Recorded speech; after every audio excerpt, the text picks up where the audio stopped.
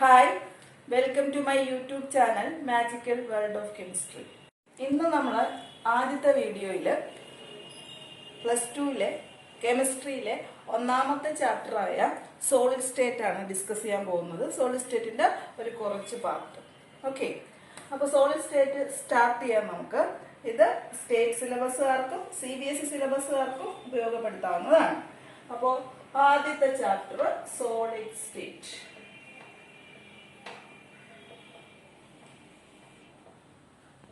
അപ്പൊ നമുക്ക് പഠിച്ചു തുടങ്ങാം. സോളിഡ് സ്റ്റേറ്റ് പഠിക്കുന്നതിന് മുന്നേ നമ്മൾ കഴിഞ്ഞ വർഷം ഫസ്റ്റ് ചാപ്റ്ററിൽ some basic concept of chemistry എന്ന് പറയുന്ന ഫസ്റ്റ് ചാപ്റ്ററിൽ എന്തൊക്കെ പഠിച്ചിട്ടുണ്ട്? ആദ്യം സ്റ്റാർട്ടിങ് തുടങ്ങിയത് 3 സ്റ്റേറ്റ്സ് ഓഫ് മാറ്ററിനെ കുറിച്ചാണ്. ഏതൊക്കെയാ? Solid, liquid, gas. അതിന്റെ പ്രോപ്പർട്ടീസും പഠിച്ചു ആണല്ലോ. അന്ന് നമ്മൾ സോളിഡിന്റെ പ്രോപ്പർട്ടി ഒക്കെ ഡിസ്കസ് ചെയ്തായിരുന്നു. എന്നിട്ട് ഗേഷ്യസ് സ്റ്റേറ്റിനെ കുറിച്ച് ഡീറ്റെയിൽഡ് ആയിട്ട് നമ്മൾ അവിടെ ഒരു ചാപ്റ്റർ പഠിച്ചതാണ്. ആ ചാപ്റ്ററിൽ തന്നെ കുറച്ച് കാര്യങ്ങൾ ലിക്വിഡ്സിനെ കുറിച്ച് പഠിച്ചു. ഇനി സൊല്യൂഷൻസ് ഒന്നും കൊളോയിഡ്സ് എന്നൊക്കെ പറഞ്ഞിട്ട് ബാക്കി കുറച്ച് പാർട്ടുകൾ ഇനി നമുക്ക് അങ്ങോട്ട് വരുന്ന ചാപ്റ്റേഴ്സിലുണ്ട്. ഇപ്പോൾ നമ്മൾ പഠിക്കുന്നത് ഓൺലി സോളിഡ്സിനെ കുറിച്ച് മാത്രമാണ് ഈ ചാപ്റ്ററിൽ.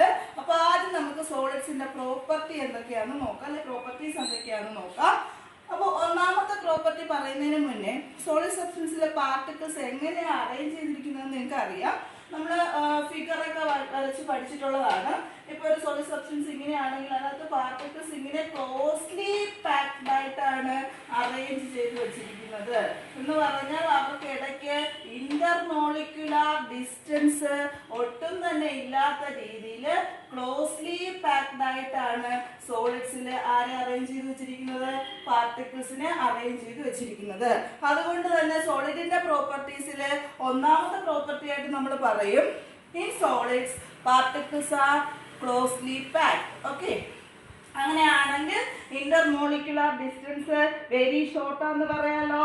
ഇന്റർമോളിക്കുലർ ഡിസ്റ്റൻസ് വെരി ഷോർട്ട് ആണെങ്കിൽ ഫോഴ്സ് ഓഫ് അട്രാക്ഷൻ എങ്ങനെയായിരിക്കും? അവർക്കിടയ്ക്കുള്ള intermolecular force of attraction very strong ആയിരിക്കും. അപ്പൊ സോളിഡ്സിന്റെ 3 പ്രോപ്പർട്ടി ആയ in solids particles are closely packed, intermolecular distance very short, but intermolecular force of attraction very strong ആണ്. ഇനി നമ്മൾ പഠിച്ചിട്ടുണ്ട് സോളിഡ്സ് എപ്പോഴും എങ്ങനെയാണ്? റിജിഡ് ആണ്. ഇനി അതിനെ നമുക്ക് കംപ്രസ് ചെയ്യാൻ പറ്റുമോ? ഇല്ല. അപ്പൊ നമ്മൾ പറയും സോളിഡ്സ് ആർ ഇൻകംപ്രസിബിൾ. ഓക്കെ, അപ്പോ സോളിഡ്സിന്റെ 5 പ്രോപ്പർട്ടീസ് ആയേ. അപ്പൊ നമ്മുടെ ഫസ്റ്റ് സെഷനായി എന്തുവാ? What are the properties of solids. അപ്പോൾ ആദ്യത്തെ പ്രോപ്പർട്ടി എന്തുവായിരുന്നു? ഇൻ സോളിഡ്സ് പാർട്ടിക്കിൾസ് ആർ എങ്ങനെ പാക്ക് ചെയ്തിരിക്കുന്നു? ക്ലോസ് ആയിട്ട് പാക്ക് ചെയ്തിരിക്കുന്നു, closely packed. Intermolecular distance very short, intermolecular force of attraction very strong, then they are rigid and solids are incompressible. Okay, is it clear? Then we will come to the next point, classification of solids. അപ്പോൾ mainly സോളിഡിനെ നമ്മൾ രണ്ടായിട്ടാണ് classify ചെയ്തേക്കുന്നത്. ഒന്ന്, നമ്മൾ ഒന്നാമത്തെ കാറ്റഗറിക്ക് example ഞാൻ ആദ്യം പറയാം. കഴിഞ്ഞ വർഷം പഠിച്ചിട്ടുള്ള 2 ആൾക്കാരുടെ പേര്. ഒന്നാമത്തെ ആള് ഇയാൾ ആരാ? ഡയമണ്ട്. നെക്സ്റ്റ് വൺ ആരാ? എക്സാമ്പിൾ, അടുത്ത എക്സാമ്പിൾ ആയിട്ട് പറയുന്ന ആള് ഗ്രാഫൈറ്റ്. ഓക്കെ, ഇവരെ രണ്ടുപേരെ നമ്മൾ ഡീറ്റെയിൽഡ് ആയിട്ട് കഴിഞ്ഞ വർഷം പഠിച്ചതാണ്. ഡയമണ്ടും ഗ്രാഫൈറ്റും രണ്ടുപേരുടെ സ്ട്രക്ചർ, രണ്ടുപേരുടെ കാർബണിലെ ഹൈബ്രിഡൈസേഷൻ ഒക്കെ പറഞ്ഞതാണ്. അങ്ങനെ അപ്പോൾ നമ്മൾ അവിടെ എന്തായിട്ടാ പഠിച്ചത്? കാർബണിന്റെ ക്രിസ്റ്റലൈൻ അലോട്രോപ്പ് എന്ന് പറഞ്ഞാൽ ഇവരെ രണ്ടുപേരെയും പഠിച്ചത് ഓർക്കുന്നുണ്ടല്ലോ. കാർബണിന്റെ ക്രിസ്റ്റലൈൻ അലോട്രോപ്പ് എന്ന് പറഞ്ഞ. അങ്ങനെയാണെങ്കിൽ നമ്മൾ ഇവിടെ ഇവരെ വിളിക്കുന്ന ഒരു പേരാണ് ക്രിസ്റ്റലൈൻ സോളിഡ്സ്. അതാണ് സോളിഡ്സിന്റെ ഒന്നാമത്തെ ക്ലാസിഫിക്കേഷൻ. എന്ത് പറയും? Crystalline solid. ഇവരെ രണ്ടുപേരും കറക്റ്റ് സ്ട്രക്ചർ ഒക്കെ നമ്മൾ പഠിച്ചു. അവിടെ അതിന്റെ ക്രിസ്റ്റൽ സ്ട്രക്ചർ ഒക്കെ പഠിച്ചതാണ്. അവിടെ അതിനകത്ത് പാർട്ടിക്കിൾസിന്റെ കറക്റ്റ് ഓർഡേർഡ് അറേഞ്ച്മെന്റ് ഉണ്ടെന്നൊക്കെ നമ്മൾ കണ്ടു. അങ്ങനെയാണെങ്കിൽ ക്രിസ്റ്റലൈൻ സോളിഡിന്റെ ഡെഫിനിഷൻ കൊടുത്തൂടെ? എങ്ങനെ കൊടുക്കാം? ഇൻ ക്രിസ്റ്റലൈൻ സോളിഡ്സ് പാർട്ടിക്കിൾസിന് എന്തുണ്ട്? ഡെഫിനിറ്റ് ഓർഡേർഡ് അറേഞ്ച്മെന്റ് ഉണ്ട്. അങ്ങനെയുള്ള സബ്സ്റ്റൻസുകളെ വിളിക്കുന്ന പേരാണ് ക്രിസ്റ്റലൈൻ സോളിഡ്സ്. അങ്ങനെയാണെങ്കിൽ ഡെഫിനിറ്റ് ഓർഡേർഡ് അറേഞ്ച്മെന്റ് ഇല്ലാത്തൊരു കൂട്ടർ കാണത്തില്ലേ? അവരായിരിക്കത്തില്ലേ രണ്ടാമത്തെ കാറ്റഗറി ആണല്ലോ. അങ്ങനെ ഒരു കാറ്റഗറി ഓഫ് സോളിഡ്സ് ഉണ്ട്. They are called amorphous solids. അപ്പോ സോളിഡ്സിന്റെ രണ്ട് കാറ്റഗറീസ് ആയി. ആരൊക്കെ? ക്രിസ്റ്റലൈൻ സോളിഡ്സും അമോർഫസ് സോളിഡ്സ്. ക്രിസ്റ്റലൈൻ സോളിഡ്സിലെ പാർട്ടിക്കിൾസിനെ എങ്ങനെ അറേഞ്ച് ചെയ്ത് വെച്ചിരിക്കുന്നു? ഡെഫിനിറ്റ് ഓർഡേർഡ് അറേഞ്ച്മെന്റ് ഉണ്ട്. എക്സാമ്പിൾ ആരൊക്കെയാ? ഡയമണ്ടും ഗ്രാഫൈറ്റും. എന്നാൽ അമോർഫസ് സോളിഡ്സിൽ എന്തില്ല? പാർട്ടിക്കിൾസിന് ഡെഫിനിറ്റ് ഓർഡേർഡ് അറേഞ്ച്മെന്റ് ഇല്ല. അപ്പൊ അവർക്ക് എക്സാമ്പിൾ വേണ്ടേ? വേണം. ആ എക്സാമ്പിൾ ആണ് റബ്ബർ, അറിയാലോ, പ്ലാസ്റ്റിക്, ഗ്ലാസ്. ഇവരെല്ലാം ആർക്ക് എക്സാമ്പിളാ? അമോർഫസ് സോളിഡ്സിന് എക്സാമ്പിൾ ആണ്. അപ്പൊ ഇത് ക്ലിയർ ആയോ? രണ്ട് ടൈപ്പ് ഓഫ് സോളിഡ്സ് ആരൊക്കെയാ? Crystalline solids and amorphous solids. അങ്ങനെയാണെങ്കിൽ നമുക്ക് ഇനി ഇവർ തമ്മിലുള്ള കുറച്ചും കൂടി കാര്യമായിട്ടുള്ള ഡിഫറൻസസ് എന്തൊക്കെയാണെന്ന് നോക്കാം. അപ്പൊ differences between crystalline solids and amorphous solids നോക്കാം. ഒന്നാമത്തെ ഡിഫറൻസ് ഇത് തന്നെയാണ്. എന്തുവാ? ക്രിസ്റ്റലൈൻ സോളിഡ്സിന് എന്തുണ്ട്? ഡെഫിനിറ്റ് ഓർഡേർഡ് അറേഞ്ച്മെന്റ് ഉണ്ട്. അമോർഫസിന് എന്തില്ല? ഡെഫിനിറ്റ് ഓർഡേർഡ് അറേഞ്ച്മെന്റ് ഇല്ല. ഓക്കെ. രണ്ടാമത്തെ ഡിഫറൻസ്, ക്രിസ്റ്റലൈൻ സോളിഡിനെ നമ്മൾ ഒരു ഷാർപ്പ് എടുത്തൊരു ടൂൾ കൊണ്ടോ അല്ലെങ്കിൽ ഒരു നൈഫ് കൊണ്ടോ കട്ട് ചെയ്താൽ നമുക്ക് കിട്ടുന്നത് രണ്ട് ഈക്വൽ ആയിട്ടുള്ള സർഫസസ് വിത്ത് സ്മൂത്ത് സർഫസ്. ഓക്കെ, രണ്ട് സ്മൂത്ത് സർഫസ് ഉള്ള സബ്സ്റ്റൻസ് ആയിരിക്കും കിട്ടുന്നത്. ഇപ്പോ ക്രിസ്റ്റലൈൻ സോളിഡിനെ ഒരു ടൂൾ കൊണ്ട് എന്ത് ചെയ്താൽ കട്ട് ചെയ്താൽ. എന്നാൽ അമോർഫസ് സോളിഡിനെ ഒരു ടൂൾ കൊണ്ട് കട്ട് ചെയ്താൽ നമുക്ക് കിട്ടുന്നത് എപ്പോഴും റഫ് സർഫസസ് ആയിരിക്കും. ഇതിന് നല്ല സ്മൂത്ത് സർഫസസ് ഉള്ള സബ്സ്റ്റൻസ് കിട്ടും, ഇയാൾക്ക് റഫ് സർഫസസ് ഉള്ള സബ്സ്റ്റൻസ് കിട്ടും. ഓക്കെ, രണ്ടാമത്തെ പോയിന്റ്. തേർഡ് പോയിന്റ്, ക്രിസ്റ്റലൈൻ സോളിഡിന് എപ്പോഴും ഒരു ഷാർപ്പ് മെൽറ്റിംഗ് പോയിന്റ് ഉണ്ടായിരിക്കും. എന്നാൽ അമോർഫസ് സോളിഡ് എപ്പോഴും ഒരു റേഞ്ച് ഓഫ് ടെമ്പറേച്ചറിൽ മാത്രമേ എന്ത് ചെയ്യത്തുള്ളൂ? മെൽറ്റ് ചെയ്യത്തുള്ളൂ. അപ്പൊ ഇതിന് എന്തില്ല? ഷാർപ്പ് മെൽറ്റിംഗ് പോയിന്റ് ഉണ്ടോ? ഇല്ല. ഓക്കെ, അപ്പോ തേർഡ് ഡിഫറൻസ് ആയി. ദെൻ ഫോർത്ത് ഡിഫറൻസ്, ഇതുപോലെ ഇതിനൊരു ഹീറ്റ് ഓഫ് ഫ്യൂഷൻ ഉള്ളതും ഒരു ഡെഫിനിറ്റ് ഹീറ്റ് ഓഫ് ഫ്യൂഷൻ ആയിരിക്കും. അപ്പോൾ ഡെഫിനിറ്റ് ഹീറ്റ് ഓഫ് ഫ്യൂഷൻ മൂന്നാമത്തെ പോയിന്റ്. ഇതിന് എന്തില്ല? No definite heat of fusion. Okay, നാലാമത്തെ ഡിഫറൻസ്. അപ്പൊ നമ്മളിപ്പോ 4 ഡിഫറൻസാ പറഞ്ഞത്. ആദ്യത്തെ ഡിഫറൻസ് എന്തുവായിരുന്നു? ക്രിസ്റ്റലൈൻ സോളിഡിന് ഡെഫിനിറ്റ് ഓർഡേർഡ് അറേഞ്ച്മെന്റ് ഉണ്ട്. അമോർഫസ് സോളിഡിന് എന്തില്ല? ഡെഫിനിറ്റ് ഓർഡേർഡ് അറേഞ്ച്മെന്റ് ഇല്ല. ക്രിസ്റ്റലൈൻ സോളിഡിനെ ഒരു ടൂൾ കൊണ്ട് കട്ട് ചെയ്താൽ നമുക്ക് സ്മൂത്ത് സർഫസസ് കിട്ടും. എന്നാൽ അമോർഫസ് സോളിഡിനെ ഒരു ടൂൾ കൊണ്ട് കട്ട് ചെയ്താൽ റഫ് സർഫസ് കിട്ടൂ. ക്രിസ്റ്റലൈൻ സോളിഡിന് എന്തുണ്ട്? ഷാർപ്പ് മെൽറ്റിംഗ് പോയിന്റ് ഉണ്ട്. അമോർഫസ് സോളിഡിന് എന്തില്ല? ഷാർപ്പ് മെൽറ്റിംഗ് പോയിന്റ് ഇല്ല. ക്രിസ്റ്റലൈൻ സോളിഡിന്റെ ഹീറ്റ് ഓഫ് ഫ്യൂഷൻ ഒരു ഡെഫിനിറ്റ് ആയിരിക്കും, ഡെഫിനിറ്റ് ഹീറ്റ് ഓഫ് ഫ്യൂഷൻ ആയിരിക്കും. എന്നാൽ അമോർഫസ് സോളിഡിന് ഡെഫിനിറ്റ് ഹീറ്റ് ഓഫ് ഫ്യൂഷൻ ഇല്ല. ഇനി ക്രിസ്റ്റലൈൻ സോളിഡ് എപ്പോഴും ട്രൂ സോളിഡ്സ് ആയിരിക്കും, യഥാർത്ഥ സോളിഡ്സ് തന്നെ ആയിരിക്കും. എന്നാൽ അമോർഫസ് സബ്സ്റ്റൻസസ് എപ്പോഴും സ്യൂഡോ സോളിഡ്സോ അല്ലെങ്കിൽ സൂപ്പർ കൂൾഡ് ലിക്വിഡ്സോ ആകാം. സ്യൂഡോ സോളിഡോ അല്ലെങ്കിൽ സൂപ്പർ കൂൾഡ് ലിക്വിഡ്സോ ആകാം. ഓക്കെ, അപ്പൊ അടുത്ത പോയിന്റ്. ദ നെക്സ്റ്റ് പോയിന്റ്, ഇയാൾക്ക് ലോങ് റേഞ്ച് ഓർഡർ ആണുള്ളത്. ആർക്കാ? ക്രിസ്റ്റലൈൻ സോളിഡിന് ഓർഡർ എങ്ങനെയായിരിക്കും? ലോങ് റേഞ്ച് ഓർഡർ ആയിരിക്കും. ഇയാൾക്കോ? Short range order. Okay, then crystalline solid നമ്മൾ പറയും അനൈസോട്രോപിക് എന്ന് പറയും, മറ്റേ ആള് ഐസോട്രോപിക് എന്ന് പറയും. അപ്പൊ എന്തുവാണ് അനൈസോട്രോപ്പിയും ഐസോട്രോപ്പിയും? അപ്പോ ഒരുപാട് വട്ടം റിപ്പീറ്റ് ചെയ്ത് ചോദിച്ചിട്ടുള്ള ക്വസ്റ്റ്യൻ ആണ്, what is meant by anisotropic? Which type of solids are anisotropic? Which type of solids are anisotropic എന്ന് ചോദിച്ചാൽ ഏത് ടൈപ്പ് സോളിഡ്സ് ആ? Crystalline solids. ഇനി എന്തോ അനൈസോട്രോപ്പി എന്ന് ചോദിച്ചാല് നമ്മള് ഒരു ക്രിസ്റ്റലിന്റെ ഫിസിക്കൽ പ്രോപ്പർട്ടി, റിഫ്രാക്റ്റീവ് ഇൻഡെക്സ് പോലെയൊക്കെയുള്ള ഫിസിക്കൽ പ്രോപ്പർട്ടി ഡിഫറെന്റ് ഡയറക്ഷനിൽ മെഷർ ചെയ്യുമ്പോൾ ഡിഫറെന്റ് ആണെങ്കിൽ ആ പ്രോപ്പർട്ടി വിളിക്കുന്ന പേരാണ് എന്തെന്ന്? അനൈസോട്രോപ്പി. അങ്ങനെ അല്ലെങ്കിൽ അതിനെ വിളിക്കുന്ന പേരാണ് ഐസോട്രോപ്പി. അപ്പോൾ ക്രിസ്റ്റലൈൻ സോളിഡ് അനൈസോട്രോപ്പിക് ആണ്, അമോർഫസ് സോളിഡ് ഐസോട്രോപ്പിക് ആണ്. ഒന്നുകൂടി what is mean by anisotropy എന്ന് ചോദിച്ചാൽ ഒരു ക്രിസ്റ്റലിന്റെ റിഫ്രാക്റ്റീവ് ഇൻഡെക്സ് പോലുള്ള ഫിസിക്കൽ പ്രോപ്പർട്ടി നമ്മൾ ഡിഫറെന്റ് ഡയറക്ഷൻ മെഷർ ചെയ്യുമ്പോൾ ഡിഫറെന്റ് ആണെങ്കിൽ that property is called anisotropy and such type of substances are called anisotropic substances. So these are the differences between crystalline solids and amorphous solid. Is it clear? Okay. അപ്പോൾ ഒരു പ്രാവശ്യം കൂടി ഞാൻ repeat ചെയ്യാം. What are the differences between crystalline solid and amorphous solids? Crystalline സോളിഡ്സിൽ പാർട്ടിക്കിൾസിന് definite ordered arrangement ഉണ്ട്. അമോർഫസിൽ എന്തില്ല? ഡെഫിനിറ്റ് ഓർഡേർഡ് അറേഞ്ച്മെന്റ് ഇല്ല. ക്രിസ്റ്റലൈൻ സോളിഡ്സിന് നമ്മളൊരു ഷാർപ്പ് എഡ്ജ് ടൂൾ കൊണ്ട് കട്ട് ചെയ്താൽ സ്മൂത്ത് സർഫസ് കിട്ടും. എന്നാൽ അമോർഫസ് സോളിഡിനെ കട്ട് ചെയ്താൽ എന്ത് സർഫസ് കിട്ടും? റഫ് സർഫസസ് ഉള്ള സർഫസിനെ കിട്ടുള്ളൂ. ക്രിസ്റ്റലൈൻ സോളിഡിന് ഷാർപ്പ് മെൽറ്റിംഗ് പോയിന്റ് ഉണ്ട്, അമോർഫസിന് എന്തില്ല? ഷാർപ്പ് മെൽറ്റിംഗ് പോയിന്റ് ഇല്ല. ക്രിസ്റ്റലൈൻ സബ്സ്റ്റൻസിന്റെ heat of fusion definite value ആയിരിക്കും, എന്നാൽ അമോർഫസിന് no definite heat of fusion. Crystalline solid എപ്പോഴും എങ്ങനത്തെ സോളിഡാ? ട്രൂ സോളിഡ് ആണ്. എന്നാൽ amorphous solid pseudo solid or super cooled liquids. Crystalline സോളിഡിന് ലോങ് റേഞ്ച് ഓർഡർ, അമോർഫസ് സോളിഡിന് short range order. Crystalline solids എപ്പോഴും അനൈസോട്രോപിക്, അമോർഫസ് സോളിഡ് ഐസോട്രോപിക്. അപ്പോൾ നിങ്ങൾ ഡിഫറൻസ് ഒക്കെ വേണമെങ്കിൽ ഒന്ന് കുറിച്ച് വെച്ചോളണം. അപ്പൊ നമ്മൾ ഇനി അടുത്ത കാറ്റഗറിയിലോട്ട്, അടുത്ത സെഷനിലോട്ട് പോകുന്നു. അടുത്ത സെഷൻ എന്ന് പറഞ്ഞാൽ ഇനി നമ്മൾ പറയുന്നത് കംപ്ലീറ്റ് ക്രിസ്റ്റലൈൻ സോളിഡ്സിനെ കുറിച്ചാണ്. അപ്പൊ ക്രിസ്റ്റലൈൻ സോളിഡിനെ മാത്രം ഇനി ക്രിസ്റ്റലൈൻ സോളിഡിനെ കുറിച്ച് പറയുന്നതിന് മുന്നേ ക്രിസ്റ്റലൈൻ സോളിഡ്സിന്റെ ക്ലാസിഫിക്കേഷനെ കുറിച്ച് പറയുന്നതിന് മുന്നേ ഈ ഡിഫറൻസസ് നല്ല വൃത്തിയായിട്ട് പഠിച്ചു വയ്ക്കുക. ഇതില് 2-3 ഡിഫറൻസ് എഴുതാനൊക്കെ ചോദിച്ചിട്ടുണ്ട്. അനൈസോട്രോപ്പി എന്തുവാന്ന് ചോദിച്ചിട്ടുണ്ട്. അനൈസോട്രോപ്പി ഏത് ടൈപ്പ് സബ്സ്റ്റൻസ് ആണ് കാണിക്കുന്നതെന്ന് ചോദിച്ചിട്ടുണ്ട്. ഇത്രയും പറഞ്ഞ ഭാഗത്തു നിന്നുള്ള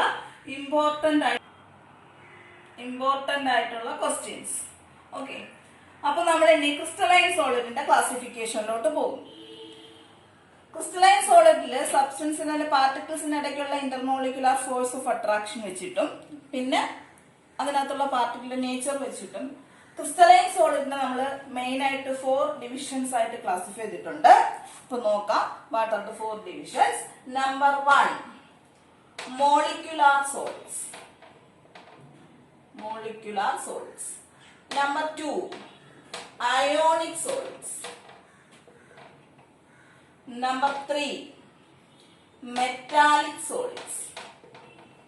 And the last one covalent solids. Okay. Appo crystalline solids are again be classified into 4. Number 1 molecular solid. Number 2 ionic solid. 3 metallic solid. And the last one covalent solids. So നമുക്ക് ഇനി ഓരോന്നോരോന്നായി discuss ചെയ്യാം. First 1 molecular solid. Molecular സോളിഡിലെ constituent particles എപ്പോഴും molecules ആയിരിക്കും. And the force of attraction എന്ന് പറയുന്നത് molecular solid പറയുമ്പോൾ തന്നെ അതിനകത്ത് ഫോഴ്സ് ഓഫ് അട്രാക്ഷൻ എന്ന് പറയുന്നത് ഏതെങ്കിലും വീക്ക് വാണ്ടർവാൾസ് ഫോഴ്സസ് ആയിരിക്കും. അപ്പോ മോളിക്യുലാർ സോളിഡിലെ constituent particles molecules, attractive force എങ്ങനെയുള്ള ഫോഴ്സാ? Weak van der Waals forces. Okay. Then ionic solids. Ionic സോളിഡ്സില് കോൺസ്റ്റിറ്റ്യൂവന്റ് പാർട്ടിക്കിൾസ് അയോൺസ് ആയിരിക്കും. അവിടെ അട്രാക്റ്റീവ് ഫോഴ്സ് എന്ന് പറയുന്നത് സ്ട്രോങ് ഇന്റർമോളിക്യുലാർ ഫോഴ്സ് എന്ന് പറയുന്നത് ഇലക്ട്രോസ്റ്റാറ്റിക് ഫോഴ്സ് ഓഫ് അട്രാക്ഷൻ ആയിരിക്കും. Strong electrostatic force of attraction ആയിരിക്കും അവിടുത്തെ ഇന്റർമോളിക്യുലാർ ഫോഴ്സ് എന്ന് പറയുന്നത്. മൂന്നാമത്തെ ആണ് മെറ്റാലിക് സോളിഡ്. നമ്മൾ പഠിച്ചിട്ടുണ്ട് മെറ്റൽസിന്റെ സ്ട്രക്ചറിൽ പോസിറ്റീവ് അയോൺസിനെ സി ഓഫ് ഇലക്ട്രോൺസ് ഉണ്ട്. അത് തന്നെയാണ് അവിടുത്തെ പാർട്ടിക്കിൾ. പോസിറ്റീവ് അയോൺസ് ഉണ്ട്, ഒരു ഇലക്ട്രോൺ സിയിൽ അതിങ്ങനെ ഡിപ്പ് ചെയ്തിട്ടിരിക്കുന്ന പോലെയാണ് മെറ്റൽസിന്റെ സ്ട്രക്ചർ. അപ്പൊ positive ions in a sea of electrons, അതാണ് അവിടുത്തെ പാർട്ടിക്കിൾസ്. മെറ്റാലിക് സോളിഡില് അട്രാക്റ്റീവ് ഫോഴ്സ് എന്ന് പറയുന്നത് എപ്പോഴും മെറ്റാലിക് ബോണ്ടിങ് ആയിരിക്കും. Okay, metallic bonding. Then last one ആരാ? Covalent solids. കോവാലന്റ് സോളിഡ്സിലെ പാർട്ടിക്കിൾസ് എപ്പോഴും ആറ്റംസ് ആയിരിക്കും. ആൻഡ് അട്രാക്റ്റീവ് ഫോഴ്സ് എന്ന് പറയുന്നത് കോവാലന്റ് ബോണ്ടിങ് ആയിരിക്കും. ഓക്കെ, അപ്പോ ഇത് ഇത്ര ഒന്നുകൂടി പറയാം. നമ്മുടെ 4 type of crystalline solid based on the intermolecular force and also the nature of particles. Molecular solids, ionic solids, metallic solids, and the last one covalent solids. Molecular solids constituent particles are molecules and the attractive forces are weak van der Waals forces. Okay, ionic solids constituent particles are ions and attractive force electrostatic force of attraction. Third one are metallic solids. Metallic സോളിഡ്സില് positive ions in a sea of electrons ആണ് എന്തുവാ constant particles. Attractive force ഏതാ? Metallic bonding. Last one ആരാ? Covalent solids. Constant particles ആര്? Atoms. Attractive force covalent bonding. ഇനി നമ്മള് ഇവരെ just കുറച്ച് പ്രോപ്പർട്ടിയും കൂടി പറഞ്ഞോളട്ടെ. ആദ്യത്തെ മോളിക്യുലാർ സോളിഡ്സ് അവർ സാധാരണയായിട്ട് സോഫ്റ്റ് ആയിരിക്കും. എന്നാൽ അയോണിക് സോളിഡ്സ് വരുമ്പോ കുറച്ച് ഹാർഡും ബ്രിട്ടിലും ആയിരിക്കും. മെറ്റാലിക്കും കോവാലന്റ് ഹാർഡ് സബ്സ്റ്റൻസുകളായിരിക്കും. ഒന്നുകൂടി, molecular solids soft, ionic solids hard and brittle. Metallic ആകുമ്പോൾ ഹാർഡാണ്, അവർ മാലിയബിൾ ആണ്, ഡക്റ്റൈൽ ആണ്. അതൊക്കെ നിങ്ങൾക്ക് അറിയാം, മാലിയബിലിറ്റി ഡക്റ്റിലിറ്റി ഒക്കെ പഠിച്ചിട്ടുള്ളതാണ്. അപ്പൊ ഹാർഡാണ്, മാലിയബിൾ ആണ്, ഡക്റ്റൈൽ ആണ്. കോവാലന്റ് സോളിഡ്സ് ജനറലി ഹാർഡാണ്. ഒന്നുകൂടി, molecular solids soft, ionic solids hard and brittle, metallic solids hard, malleable, ductile, then covalent solids generally hard. Metallic solid, molecular solids എടുത്താൽ molecular solids insulators ആയിരിക്കും. Ionic solids generally insulator ആണ് solid സ്റ്റേറ്റിൽ ഇരിക്കുമ്പോൾ. എന്നാൽ molten സ്റ്റേറ്റിലോ aqua സൊല്യൂഷനിലോ ആണെങ്കിൽ അവരെന്ത് conduct ചെയ്യും? ഇലക്ട്രിസിറ്റി കണ്ടക്ട് ചെയ്യും. സോഡിയം ക്ലോറൈഡ്, മോൾട്ടൺ സോഡിയം ക്ലോറൈഡോ അക്വ സൊല്യൂഷനോ സോഡിയം ക്ലോറൈഡോ എടുത്താൽ ഇലക്ട്രിസിറ്റി കണ്ടക്ട് ചെയ്യും. നിങ്ങൾ 10th പഠിച്ചിട്ടുള്ളതാണ്. അപ്പോൾ അയോണിക് സോളിഡ്സ് പ്യുവർ സ്റ്റേറ്റിൽ കണ്ടക്ടർ അല്ല, ഇൻസുലേറ്റർ ആണ്. എന്നാൽ മോൾട്ടൺ സ്റ്റേറ്റിലോ അക്വ സൊല്യൂഷനിലോ ആകുമ്പോൾ എന്ത് ചെയ്യും? ഇലക്ട്രിസിറ്റി കണ്ടക്ട് ചെയ്യും. Metallic solid നിങ്ങൾ പഠിച്ചിട്ടുണ്ട്. All metals are good conductors of heat and electricity. So they are good conductors. Then covalent solids generally insulator ആണ്. അവിടെ ഒരു എക്സെപ്ഷണൽ കേസ് വരും. ആ എക്സെപ്ഷണൽ കേസ് ഞാൻ എക്സാമ്പിൾ പറയുമ്പോൾ പറയാം. അപ്പൊ molecular solids insulator, ionic solid molten സ്റ്റേറ്റിലോ അക്വ സൊല്യൂഷനിലോ കണ്ടക്ട് ചെയ്യും, പ്യൂർ സ്റ്റേറ്റിൽ കണ്ടക്ട് ചെയ്യത്തില്ല. Metallic solids good conductors of heat and electricity. Then covalent solids എന്തുവാ? ജനറലി ഇൻസുലേറ്റർ ആണ്. ഇനി മെൽറ്റിംഗ് പോയിന്റ് നോക്കിയാൽ മോളിക്യുലാർ സോളിഡിന്റെ മെൽറ്റിംഗ് പോയിന്റ് വെരി ലോ ആണ്. എന്നാൽ അയോണിക് സോളിഡിന് ഹൈ മെൽറ്റിംഗ് പോയിന്റ് ആണ്. മെറ്റാലിക്കിന് കുറച്ചും കൂടി ഹൈ ആണ്. വെരി ഹൈ മെൽറ്റിംഗ് പോയിന്റ് ആണ് ആർക്ക്? കോവാലന്റ് സോളിഡിന്. അപ്പൊ ഇയാൾക്ക് മാത്രമല്ലല്ലോ, ബാക്കി എല്ലാവർക്കും ഹൈ മെൽറ്റിംഗ് പോയിന്റ് ആണ്. അപ്പൊ ഈ 4 കാറ്റഗറീസ് ഉള്ള ആൾക്കാരുടെ പ്രോപ്പർട്ടീസ് ഒന്നുകൂടി എക്സ്പ്ലെയിൻ ചെയ്യാം. മോളിക്യുലാർ സോളിഡ്, മോളിക്യുലാർ സോളിഡിന്റെ എക്സാമ്പിൾ കൂടി ഞാൻ പറയാം. ഹൈഡ്രജൻ. അപ്പോ hydrogen HCl, SO2, then water means solid ആണ്. ഐസ് ആണ് ഉദ്ദേശിക്കുന്നത്. Carbon dioxide, CCl4, all these are examples of molecular solid. Then ionic solid example, sodium chloride NaCl, zinc sulfide, MgO, magnesium oxide, all these are examples of ionic solid.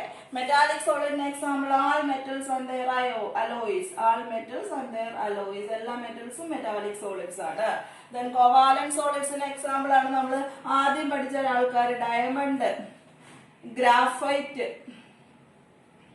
then quartz.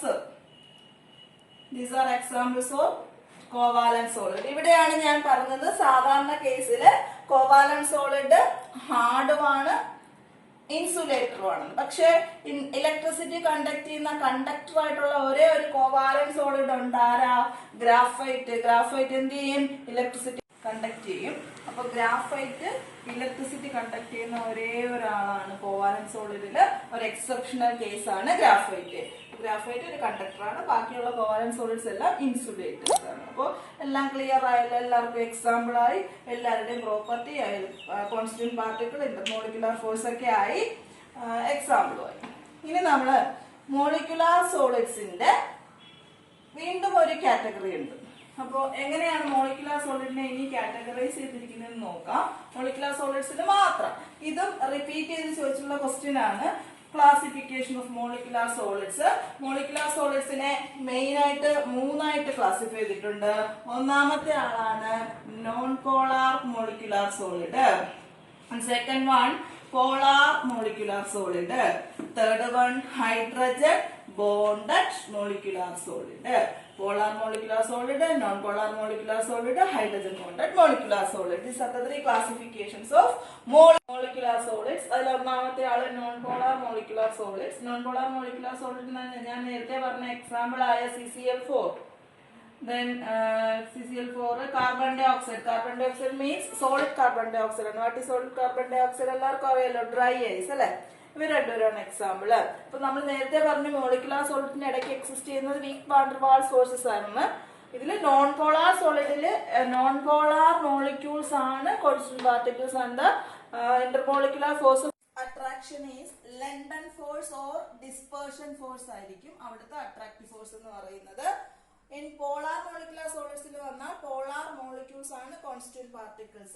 Example നമ്മൾ നേരത്തെ പഠിച്ചിട്ടുള്ള ആൾക്കാർ തന്നെ HCl, SO2. അവിടെ intermolecular force of attraction എന്ന് പറയുന്നത് dipole interactions ആയിരിക്കും. Dipole interaction കഴിഞ്ഞ വർഷം പഠിച്ചിട്ടുള്ളതാണ്. കെമിക്കൽ ബോണ്ടിങ് പഠിച്ചപ്പോൾ ഡൈപോൾ ഇന്ററാക്ഷൻ ഒക്കെ പഠിച്ചതാണ്. Last one hydrogen bonded molecular സോളിഡിന് എക്സാമ്പിൾ ആണ് വാട്ടർ, അല്ലെങ്കിൽ നമ്മുടെ ഐസ്. സോളിഡ് വാട്ടർ ആണല്ലോ ഐസ് എന്ന് പറയുന്നത്.